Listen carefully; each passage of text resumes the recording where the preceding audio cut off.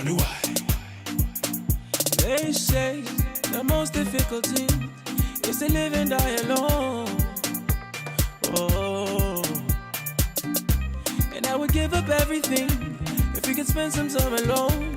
Oh, oh, and girl, it's supernatural, and there's nothing I would change.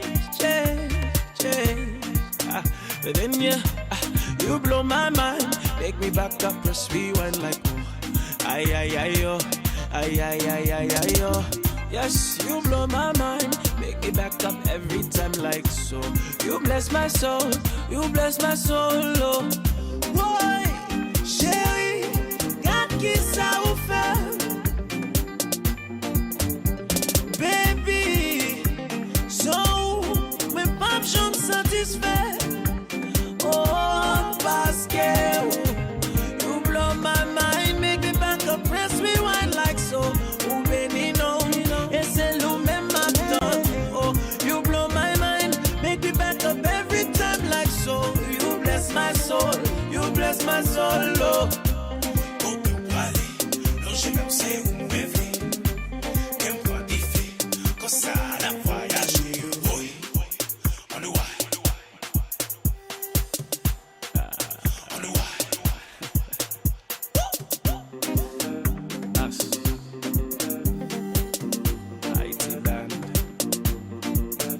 They say the most difficult thing is to live and die alone.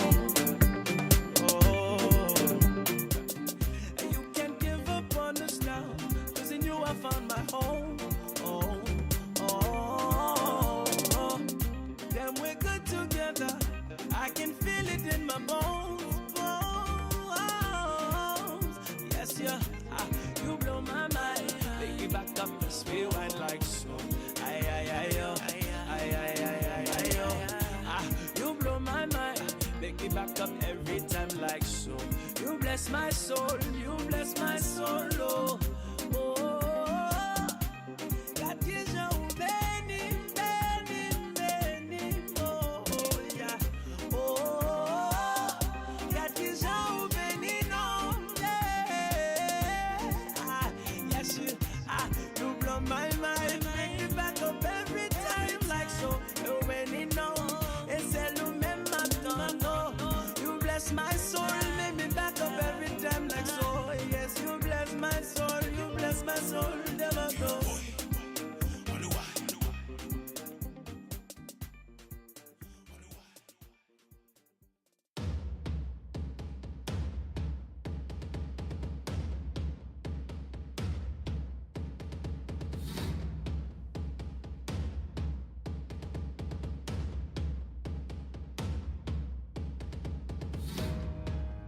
It's alright. It's okay. No need to say your apologies. Well, either way, the one to blame is me, myself, and I, and all of my insecurities. What I remember is that night, moonlight, with nothing but this rain above our heads, and how we fit so right, but we're scared to leave beyond the edge. I found myself down at the dark side of the Nile. Create some space, let time erase what made me smile. No, I believe in you. Now that my mind is clear, no need to fear that I will let you go. I found myself down at the dark side of the Nile. Create some space, let time erase what made me smile. No, I believe in you. Well, if you're scared, it's fine. The bottom line is I won't let you go. No, I won't let you go.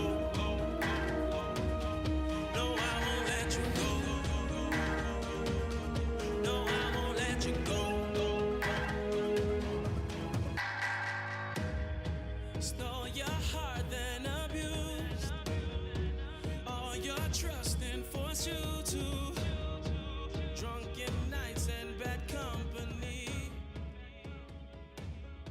Talk R&B and Soul. You're tuning into this is your boy Q Christopher in the building with my co-host Tati Diamond. Shout out to everybody tuning in. I want to get straight into it. Tonight's going to be a really interesting night. It is Thursday, May 31st. It's the last day of May. Yes. And we're talking Mental Health Awareness Month. And joining us on the quote-unquote panel is author Pascal Benoff. Is that correct? Bo Buff. Bo Buff. See, Close enough. Close enough. And also Kimberly Moore. I'm sorry, Pascal Bo Buff. She's a licensed social worker in the state of New York and New Jersey, and also an author of all the aspects, spiritual journey as well. So welcome to the show. Thank you. So glad to be here. Thank Absolutely, absolutely. And also we have Kimberly Moore. She's a friend of the show. Shout out to Kimberly Moore. She's a licensed social worker in the state of New York as well. And she's going to be giving us a lot of information because I know back in the days she sat on a couple of our shows prior to you stepping on. What you saying? And she held it down with the mental health aspect of it, and informed our listeners how important it is to pay attention to our well-being and our mental health. So let's get right into it. Thank you. Thank you. Good to have us. Yeah. Absolutely. So Pascal, Yes. where are you from? Born and raised? Born and raised New York, Bronx, Queens, Westchester. Okay. Grew up there. Yeah. Westchester. Nice. And Yeah. how long you been in West? You said born. Say it again. You were born where? Well, I was born in Queens. Queens. Okay. Born New in York. Queens. Okay. You Yeah. representing. I didn't hear Brooklyn in there, so Nah. that's all right. No. So Not she might as well Brooklyn. have said She Jersey. might as well say, Yeah. okay, Yeah. it's all right. We'll let it slide. No, it's a running joke that we have because I'm from Jersey. Oh, okay. I got it. Miss Kimberly Moore. You're Yes. from where? Where From are New you York at? City. From New York City, repping New York. That's what's up. So a lot of your community work is in New York and New Jersey. Is this a area that you guys decided, okay, this is where I want to start. This is where I want to become a licensed social worker? I throw that at you, Pascal. I mean, for me, it was a progression. I was here, I was living here, but I also think that New York is, full of life, full of diversity. It's a really wonderful place to be able to get an education that's going to give you different things, so it's really Okay. holistic. It's pulling from different places, and I like that, Absolutely. you Okay. know. Now, does social work and when you're certified in social work, does it go Jersey and New York like one entity, or you have to do it separate? No, you actually have to be licensed in each state. Each state. Oh, Yeah. wow. Yeah. So So- why Jersey? Well, I'm actually licensed in New York and New Jersey. Uh-huh. I just felt like they're both so close, So close. Okay. that it makes sense to just be able to move around and see clients in both areas. So, Gotcha. Yeah. Nice. Now, Kimberly Moore, you started, how long have you been in the Been social in the work? field for about 21 years. Okay. My work I initially started out to be a doctor. Wow. I wanted to be a neurosurgeon. Wow. And that changed completely all the way around through my time and experience with people. And when I was in, I would say my undergrad, Okay. I was taking some coursework that was a cross between sociology, psychology, and anthropology. And from there, it just took off into understanding social concern. And that spun out into criminal justice, and it spun out into social work. Okay. So it's been wonderful. Social work is a beautiful profession. There's so much to do, and always somebody to serve in various capacities. So Right. it's wonderful to be next to Miss Pascal with her approach. It's something it's a specialty Nice. to have holistic care from this aspect. So it's wonderful. Yeah, we're going to get more into that as far as combining the two. But in any given year, there's 43.8 million people who are experiencing mental health illness. How does that make you feel? What does that do to you? I mean, for me, what comes up for me is the question of people knowing the options that are available to them. Okay. I think that's really important because we are living in a day and age, fortunately now, where there is a lot of healing available to people. And that's in the mental health field clinically, and it's also in alternative methods of healing. So I feel like people can really choose the healing modality that works for them, Okay. and that they need to know what's available, Okay. you know. So before we even get to the healing process, what about the signs or the symptoms of one, experiencing with someone who is currently diagnosed with schizophrenia or bipolar? What are the signs? I can throw that at you, Kim.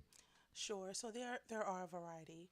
Okay. A lot of times, it's our responses to trauma, our responses to our environment, our responses to our relationships can vary.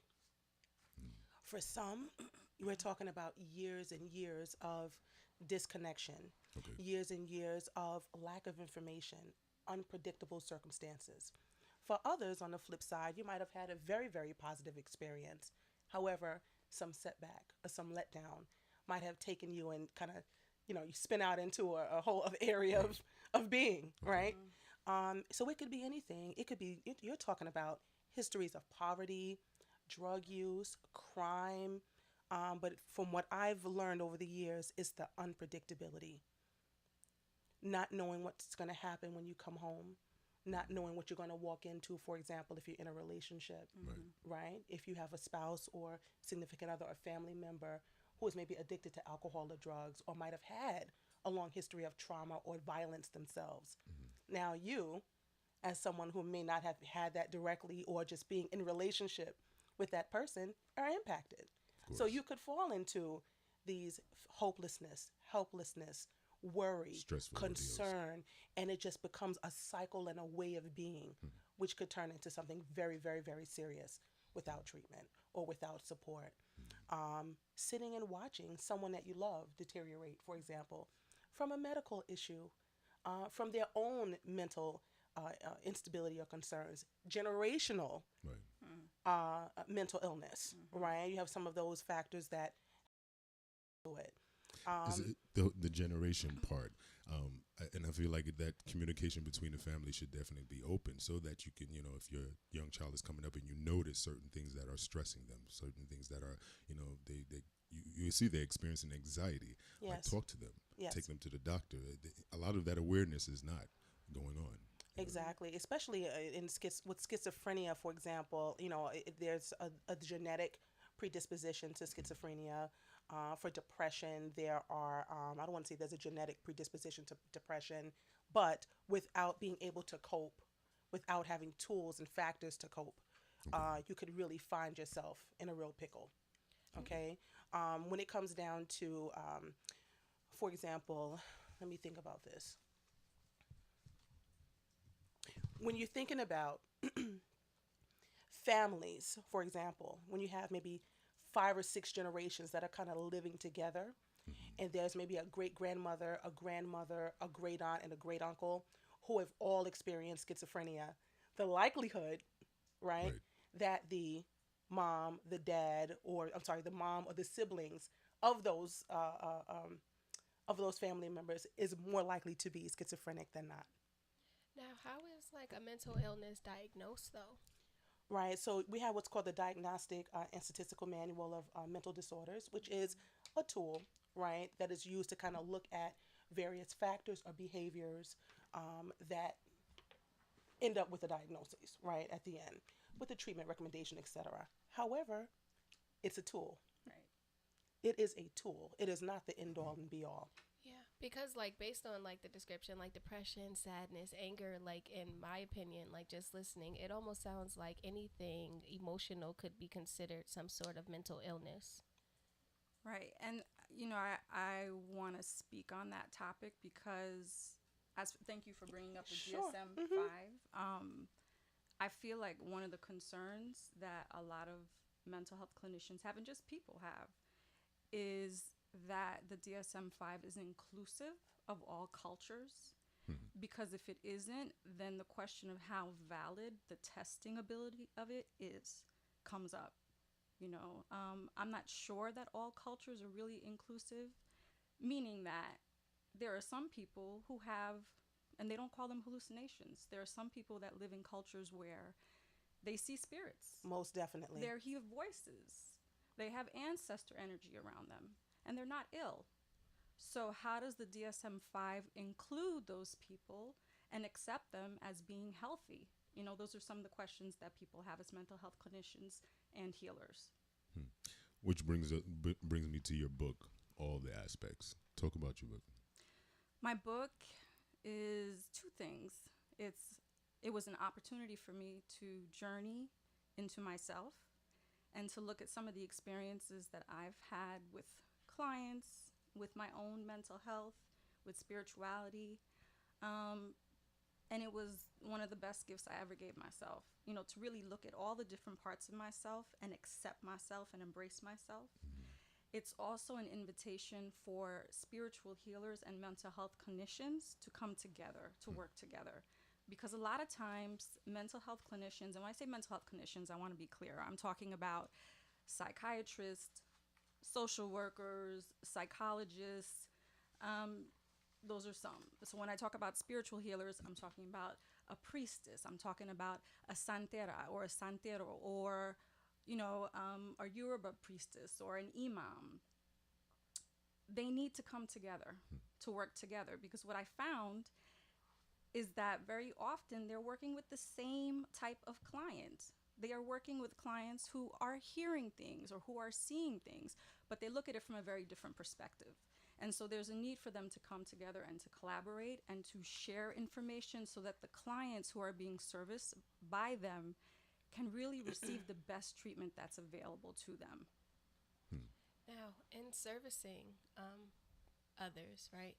How do you guys? Because I know in certain cultures, like mental illness is frowned upon, or Yes. it's not addressed.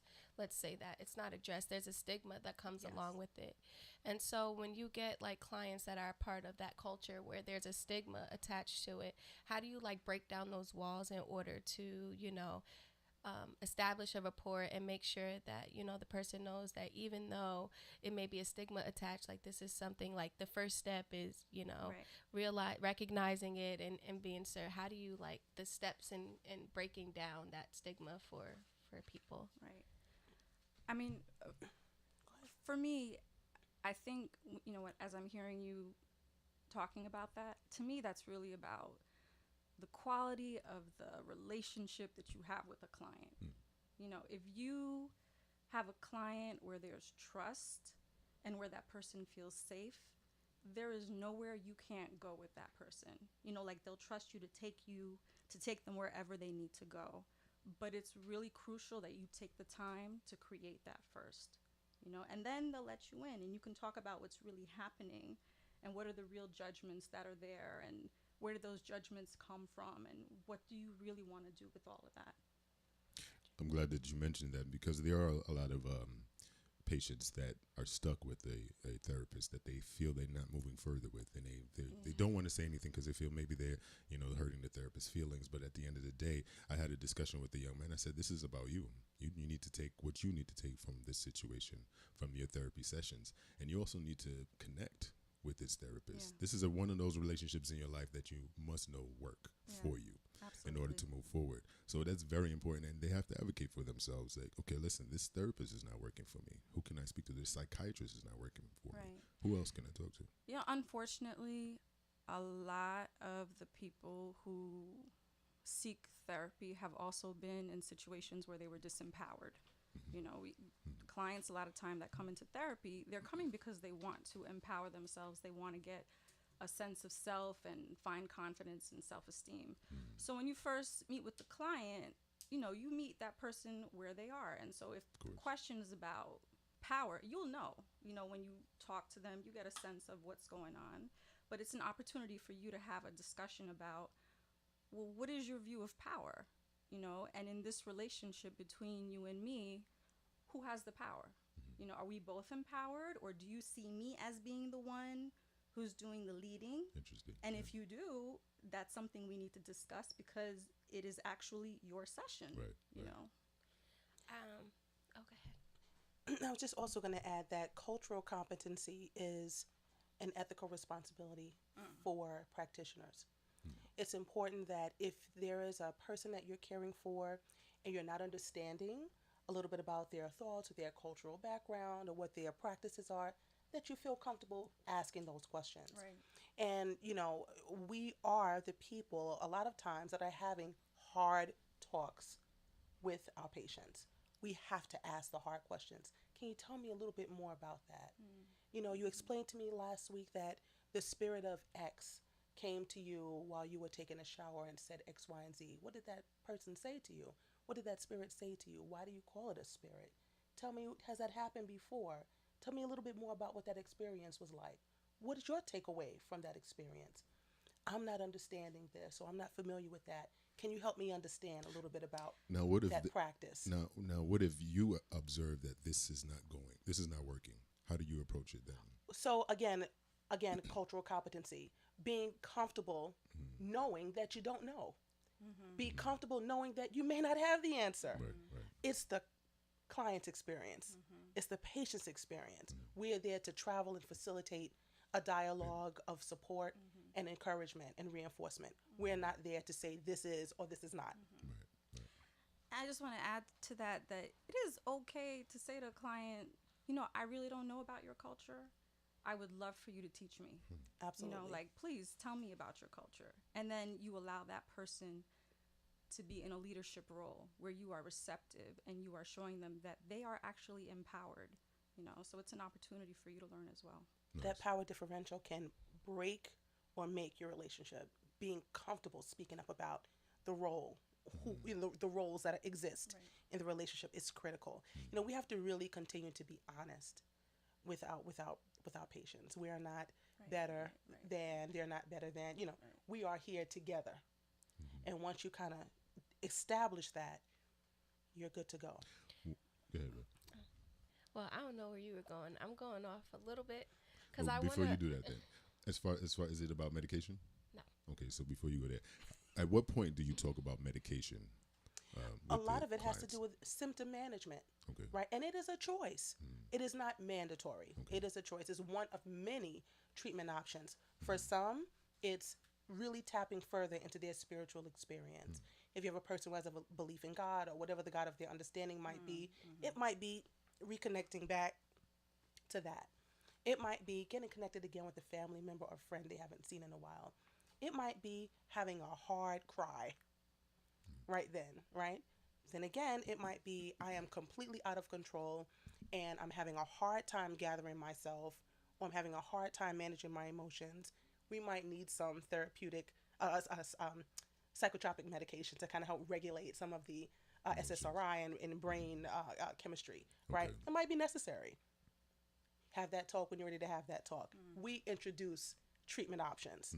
We don't mandate treatment options, right? The person has to have really a holistic plan. So it could be a little bit of holistic care. It might be a change in diet. It might be a change in relationship and environment. It might be helping the patient to educate themselves about what their symptoms are and helping to understand the onset of symptoms and ways to prevent them.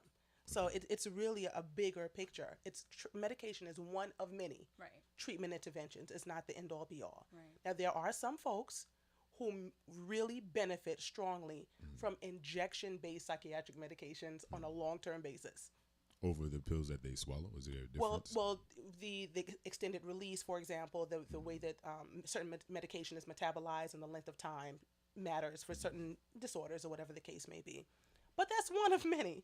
Right? You might have someone who really requires long-term based medications because without them, they find themselves in very dangerous situations. Is there can harm themselves or others. Is there or should there be a process of, for instance, let's say the patient drawing blood, doing a blood sample to test to see whether or not this medication is going to work for them, or not give them, a certain amount of side effects or stuff like that? Is that Well, possible? It's part of the rest, and I don't want to just it's part of the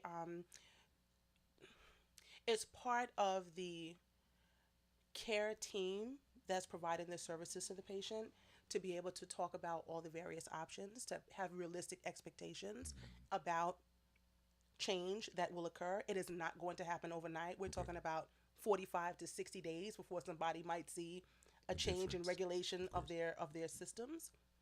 But you have to really have a variety of people offering feedback, and a patient should be able to say, I noticed that I get this dry mouth so much. I noticed that I'm unable to perform sexually. I noticed that my libido is completely gone. I noticed that my appetite is really, really big. I noticed that I'm putting on so many pounds. It could be a variety of those things. So you have to take time it is a responsibility of the medical practitioners to consistently look at liver and kidney functioning with regard to psychotropic medication. Overall metabolic panel, it's critical. So it requires some attention to detail and close monitoring, especially when you're starting up and when you're tapering off. Right, right, right. The holistic approach. I know I'm taking up. Just indulge. The holistic approach. How do you feel about administering Medication. medication? I feel like it is an option, and in some situations it is needed. But I want to stress that it is an option, and that there are many options that people can utilize. You know, there are so many different things that are available to people, from Reiki and acupuncture and acupressure and meditation, medication, seeing a spiritual healer. Like, there are so many different tools that are available to people that support them in mastering themselves, that I think it's important that before someone starts to take psychotropic medication, that could be something that creates a dependency and also creates other issues sometimes. Yes. That they take the time to look at what else is available to them. That's the only thing I would just say. Go for it. You Tati. ready? Go for Now I it. have two questions. So after they answer my first question, let me go. Okay. Okay, I got you. All right. I'm trying to decide which one I want to ask first. Do you ever find yourself like being in the mental health field? Do you ever find yourself being desensitized to like patients in terms of like, I don't know how to put it, but just because I feel like when you're in a profession, it's oftentimes because you see the same thing over and over again, whether it come in different forms, you can become desensitized and not necessarily give all your effort to what that patient needs. I will say this, that I love your question. I'm going to be really honest and tell you that I recognize that when I'm taking care of myself, like when I'm doing my inner work and I'm journaling, I'm meditating, I'm eating correctly, I'm giving myself Reiki, I'm a better clinician, you know. So I do feel like, you know, clinicians are people. So if we're taking care of ourselves, the same way that we're asking clients to take care of themselves, the same way that we have, you know, suggestions and recommendations for them, it's like, well, I am supporting you, but also I should be walking my walk. Yeah. You know, so. Absolutely.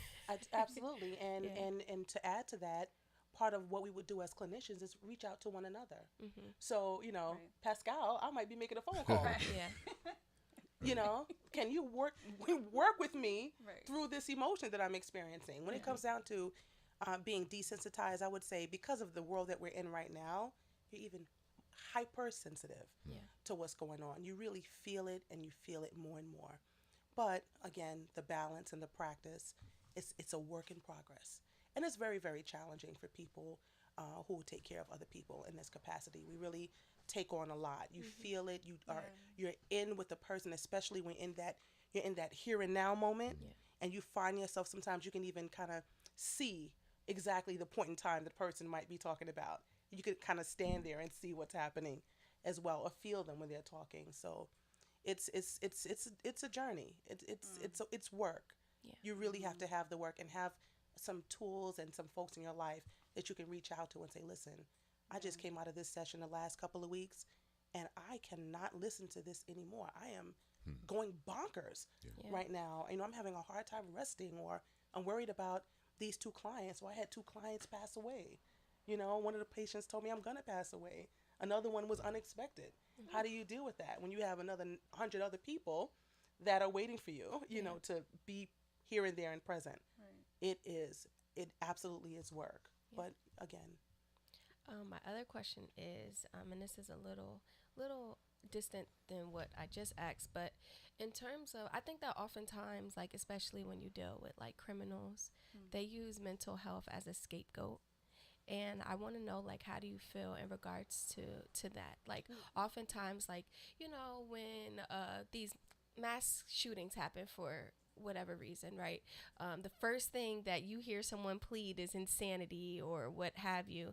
And it's like, how do you feel like when mental illness, because people are right now hypersensitive to it, that it's something like that that can be pled, and then, they kind of get off because they pled insanity? Well, systems are systems. You know, you can't discredit the fact that a person could have experienced a psychotic episode or a psychotic break. The circumstances, the end result could be just disastrous a lot of times, but you can't minimize it. Yeah. You have to look at each situation and assess as deeply as you can. Um, are they using it as an excuse sometimes? Perhaps.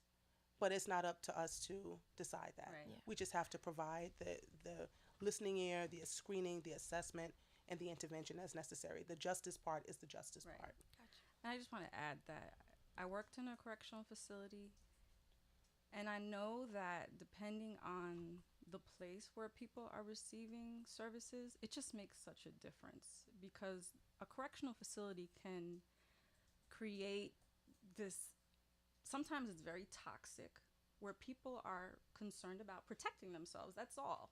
I'm going to do whatever I got to do to protect myself. So I agree with what Kim said. If someone came and pleaded, that they had some kind of mental illness or they were insane, I think before judging, I would really need to speak with them, have a consultation.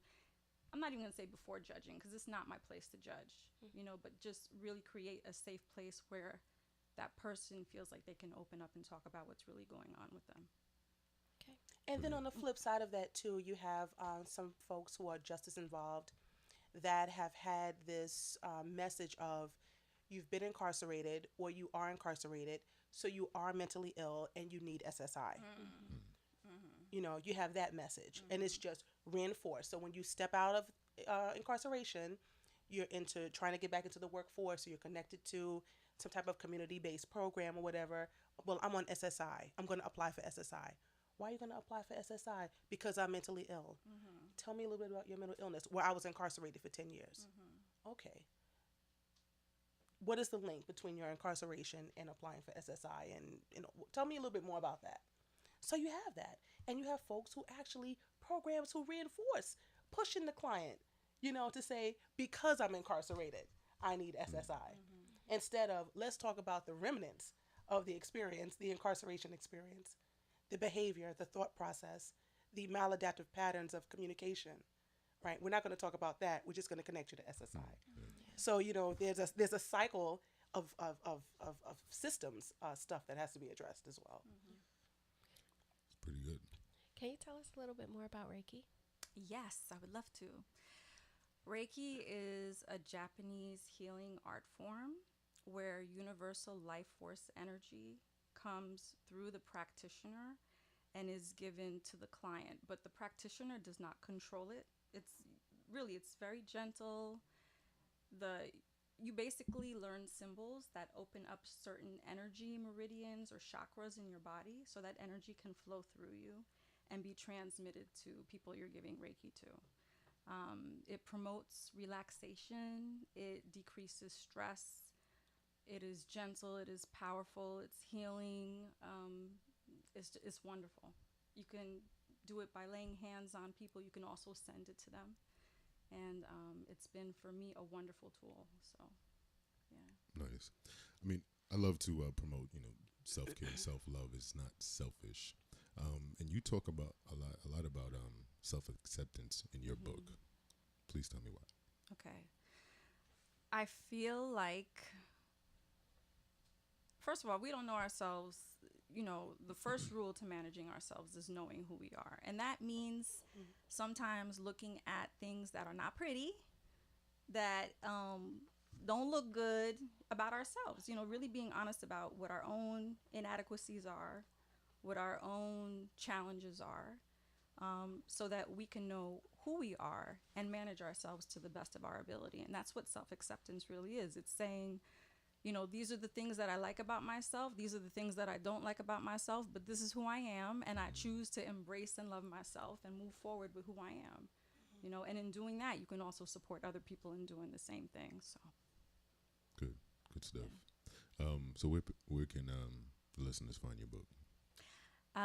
they can find my book on barnesandnobles.com and amazon.com. Nice. And they can also contact me at info@thecompassionatespace.com. Okay. Now I know we talked about another book you're about to release. Right. I actually wrote it. It's called Speckle, Believing in Yourself and Discovering How Awesome You Are. It was written because I had a daughter. I gave birth to my baby girl, Kaya. And from that came a whole other experience of love that I had never experienced before. And I was I wanted to read books to her that were about God, but I wanted her to know God from a holistic point of view. And I kept looking. I was going to all these different websites. I went to Barnes and Nobles. I was asking people. And one day I was doing my hair in the mirror, and it's like God told me, you can't find the book because you're supposed to write it. I hate that. And I felt that. I was like, okay, I'm supposed to write the book. So I wrote the book. And the book is about knowing God, you know, knowing the Creator from a very down-to-earth, holistic place. And it's fun. It's for children, but it's also for the adult who's looking for their inner child. Nice. And when is that released? In the next month, I will have it available to the public. Congratulations. Thank you. Beautiful. Wonderful. I got to get a Thank copy, you. right? Thank you. You have a Yes, copy? Okay, cool. absolutely, of course. Absolutely. What do you do for yourself as far as self-care? You know, on the days that I prioritize, I'm just going to keep it real. I'm going to keep it real. On the days that I prioritize self-care, I give myself Reiki. I give myself Reiki treatments. Okay. I meditate. I pray. I sit sometimes and, you know, just give myself a chance to connect with myself, you know, without the TV, without the telephone, without anybody around me. Because I think technology is wonderful. I'm not hating on technology at all. But I feel like technology sometimes, You need boundaries. yeah. And it cuts our own ability to connect with ourselves, you know, and to just be with ourselves, you know, like we carry phones now all the time. You can't even go to sleep without. So it's about, can you be with yourself? Can you be in silence? Do you know what you're feeling? Do you know what you're thinking? Do you know why you're feeling the way you're feeling? You know, just going deep within. Yeah. So Nice. What about you, Kim? What does Kim do for? You know, we always talk about this. Oh boy, I struggle Yeah. with it. I hear you. Struggle with it. Okay, Listen, all right. hey, struggle with it. But I have a really, really great support network. That's So I important. can pick yeah. up the phone and call and talk greasy to somebody on the phone. Sometimes You know, gotta, sure, yeah. and laugh and hang out. The other thing is the disconnecting, right? Just shutting it down, phone off, TV off, driving in silence, just the sound of the road, you know, hitting the wheels, hitting the road, and just that quiet meditation, prayer. I've just learning how to pray, Yes. right?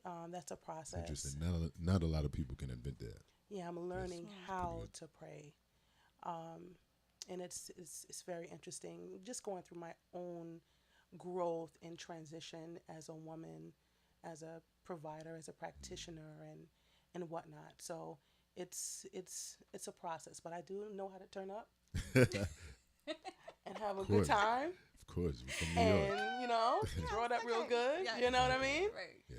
And hang out. But it's a practice. For me, I think really self-care. I love to read. I love education. You know, especially this field. I don't read everything, but you know, I love to just continue to educate myself and take advantage of different experiences. Like this is self-care for me right now. Right. This Beautiful. is energizing. This is relaxing at the same time. Nice. So you know, just very lucky and blessed to be able to have that. Thank you. Mm-hmm. It's beautiful. That's a beautiful thing. As far as getting help, Mm-hmm. you know, where can one turn to? What are the resources out there? So there are many. There's the National Institute of Mental Health, Mental Health Alliance. There are many New York City and New York State services that you can take advantage of, many hotlines you can take advantage of. Perhaps maybe we'll put together a little something and post it on the web Absolutely. so that listeners can feel free to pick up the phone and call. There are 24-hour crisis hotlines. There's a whole lot. The other thing I want to encourage people to do is if you do have a spiritual baseline, And for example, if you don't go to a church where there's a pastor or whatever the case, reach out to your pastor. If you practice Islam, reach out to your imam. Absolutely. You know, if you are a Catholic, you know, roll up on the Pope. Well, Right. not the Pope, but, you know, roll up on, you know, your local, you know, go to Priest, church. right. Sure, feel free. Right. There's absolutely nothing wrong with going in and having a word Right. with someone. So feel free to do that. But there are various programs and services throughout New York City. Most of the time, programs encourage you to walk in and say, I'm having a hard time. I really don't know where to turn. Can you help me? And you'll get some support. So we can put some numbers up for some folks to call. How do you feel? Suicide prevention hotlines, etc. Go ahead, I Pastor. just want to also say that there's also help available as far as alternative methods of healing, that there are Reiki practitioners, there are acupuncturists and acupressurists, there is yoga, there's meditation. There's a place in the Bronx called Casa Atabek Sache, which is the House of Women's Say Power. that one more time. Casa Atabek Sache. One more time. Casa Atabek Sache. Beautiful. It's about women empowerment, and it's sisters who teach each other how to basically heal in the company of sisters that are trusting and loving each other. So there is a lot out there. Now, how do you feel about, because I was talking to a therapist briefly about it, this FaceTime therapy over the computer. How do you feel about that? She expressed that there's a disconnect. Oh, sure. How do you feel about that?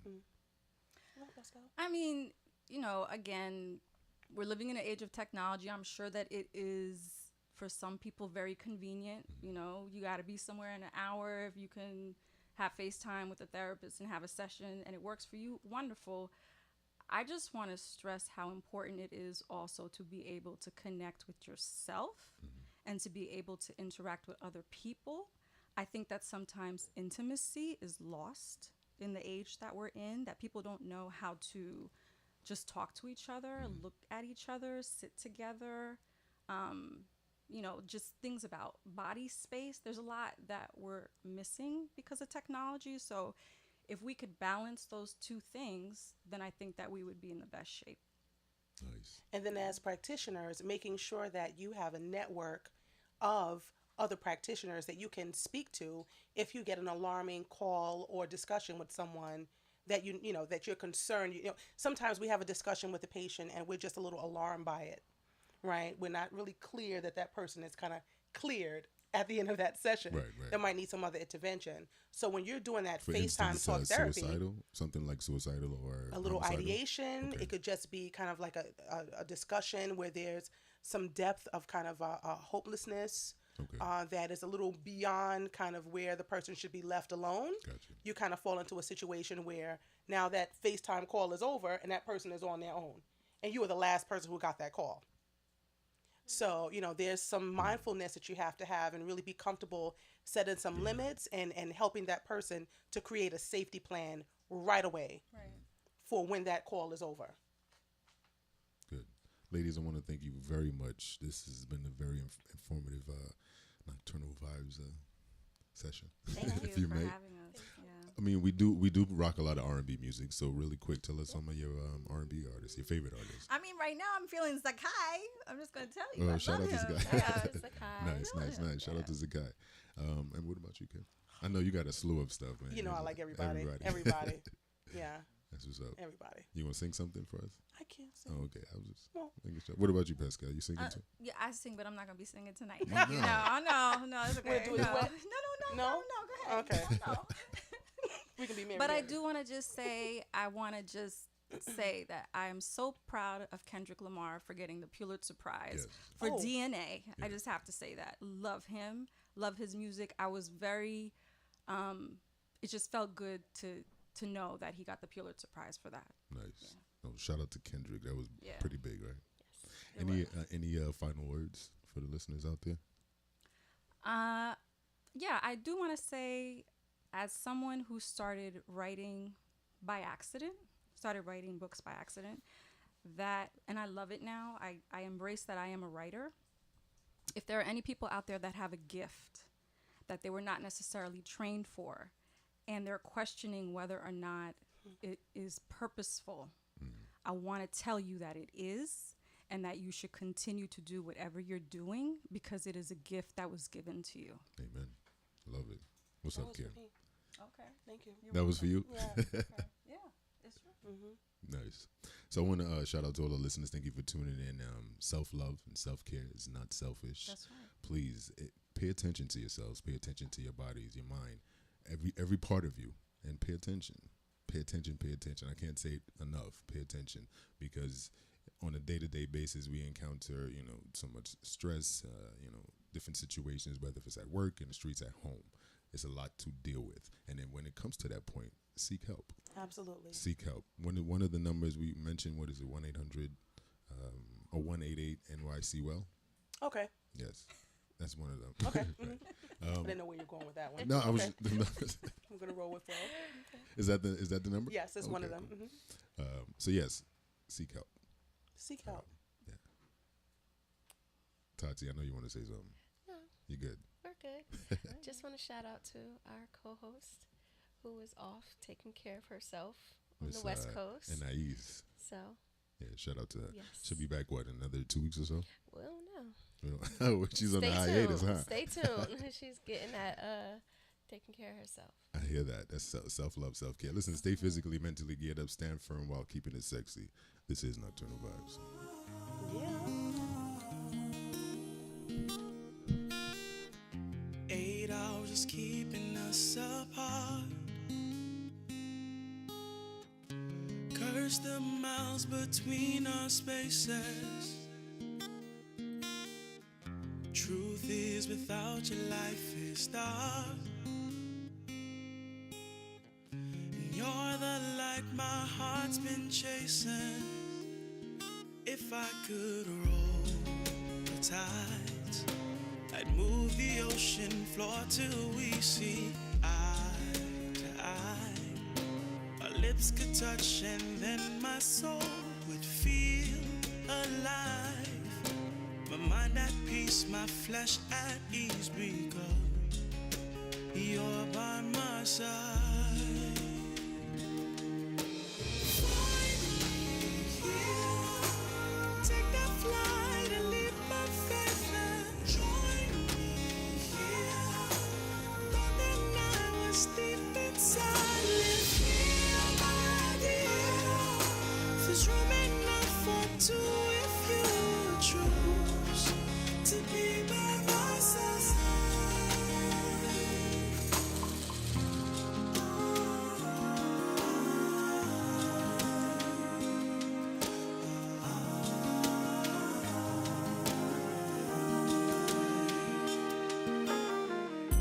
8 hours just keeping you from home. No, don't believe the lies he's making. Ooh, right here is where you belong. Me and you getting lost, finding new places. If I could roam the skies, I'd fly to where you are, then maybe we could try. The thought of us two getting lost in love tonight. More hellos and less goodbyes. My dream is you by my side.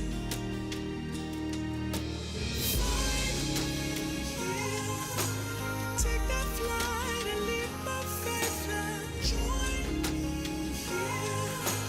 Thought that I was deep inside. Live here, my dear. There's room enough for two if you choose to be by my side. I know this might come as a surprise. Right now, you're always on my mind. Yeah. What I remember most about our time is your eyes and the fact that you shine. How your smile took a piece of my life. Every day that it passes by, it's like hell because I'm scared to say hi.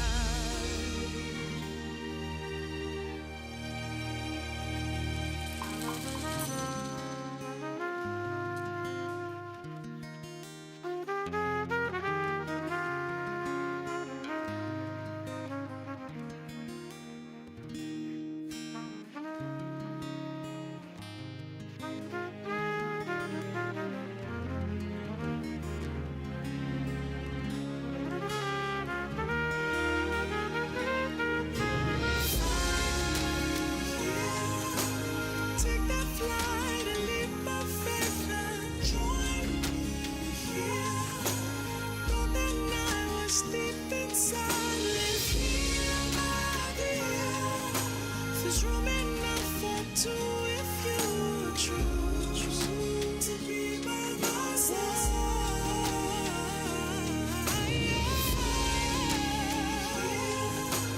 Take that flight and leap of faith and join me. I know that I was deep inside. Dreaming of part two. If you were true to be by my side.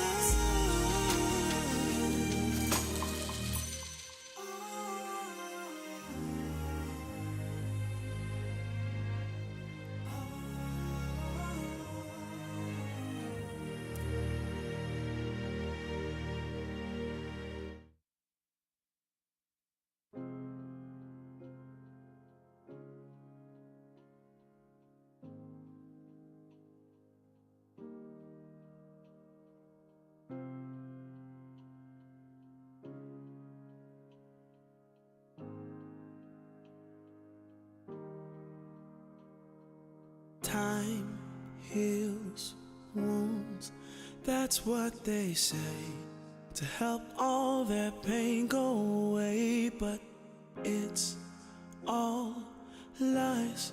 A full year has passed. I'm worse off than when we met